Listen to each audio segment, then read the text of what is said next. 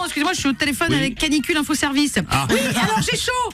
Bah, c'est comme si Gérard Larcher s'était assis sur mon visage et qu'il avait mangé mexicain. Je fais quoi? Ouais, merci. Voilà. Elle m'a dit de boire de l'eau. C'est super. C'est vrai qu'un numéro vert pour lutter contre la canicule. C'est comme si tu étais en train de te noyer, tu vois, et qu'on te proposait un tuto pour apprendre la brasse. Ce gouvernement, c'est pas qu'il est bon, rien, c'est qu'il est mauvais en tout. Toutefois, attention, 4 cellules de crise canicule en 4 jours, et il fait toujours aussi chaud. Oui.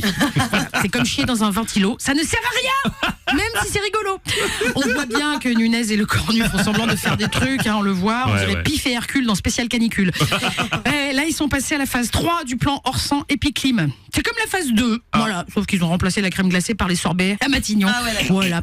Et pour les vieux et les malades, comme d'hab, enduisez-les de blanc de meudon, sucez des glaçons et démerdez-vous. Voilà.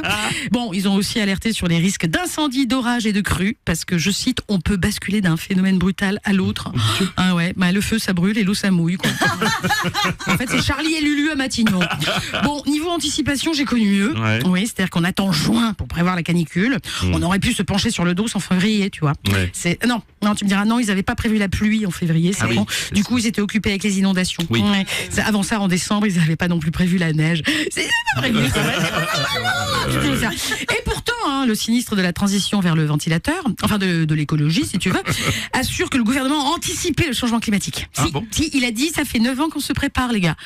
C'est vrai, ça fait 9 ans qu'ils brassent du vent.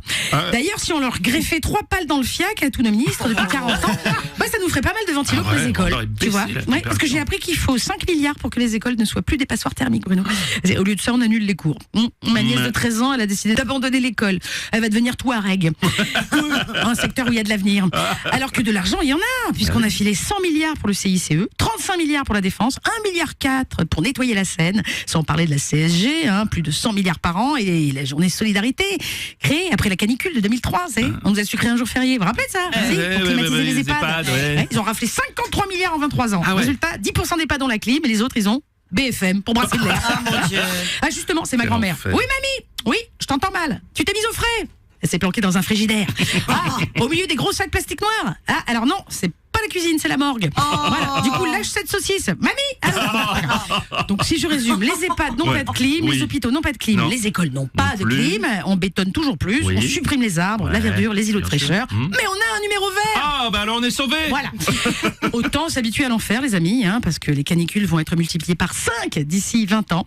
Moi, j'ai décidé de déménager. Je vais aller vivre sur le soleil, il doit y faire moins chaud que sur la terre. Ça fait 4 jours qu'il fait 43 degrés, perso ressenti 125. 125.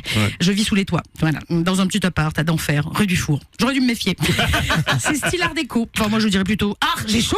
Mais bon, c'est comme ça. Je cumule. En plus, je prends les transports en commun. Bon, là, avec la canicule, c'est plutôt les transpires en commun. Je suis montée dans le bus. J'avais l'impression d'entrer dans un appareil à raclette. Non. Et pas que pour la chaleur. Je ne cache pas. Je suis arrivée chez moi. Ma femme m'a dit: t'as mangé un kebab? Non, je pue. Voilà, je pue. Pardon de pas être en plastique. Tant mieux d'ailleurs, sinon j'aurais fondu. Peut-être pour ça qu'on n'a plus de nouvelles de Jack Lang. Bref. Après, si on voit le bon côté de la canicule, j'ai étendu une lessive à 15h, 15h05, la lessive était sèche. C'est vrai. Voilà, et puis la caisse de retraite va commencer à faire de sacrées économies.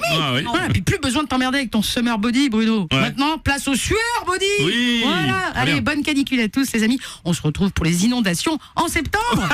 En attendant, portez-vous bien mes petits